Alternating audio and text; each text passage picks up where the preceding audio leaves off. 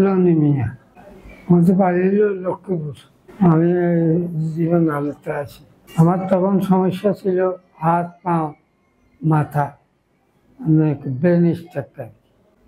চালাই দিলে আল্লাহর রহমতে মানে মোটামুটি ভালো আছে।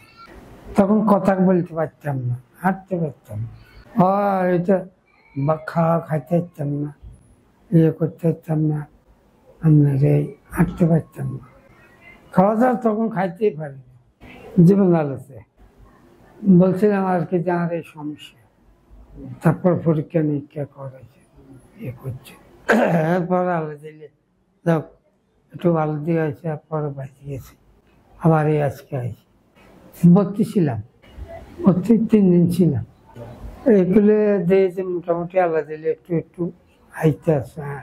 আস্তে আস্তে পরে গেছি, ওষুধ রেখে দিচ্ছে, 16 দিন ওষুধ খাই আবার আছি মোটামুটি আল্লাহ দিলে ভালো। হ্যাঁ, ওর কথা আল্লাহ দিলে মোটামুটি বলতে পারি, সামনে একটু বাজে আল্লাহ চাল্লাহ ইনশাল্লাহ আসতে পারি। আর মেয়ের চিকিৎসা ভালো। ইমাম হোসেন এটা সন্তুষ্ট, ইনশাল্লাহ ওনার ব্যবহারও সন্তুষ্ট।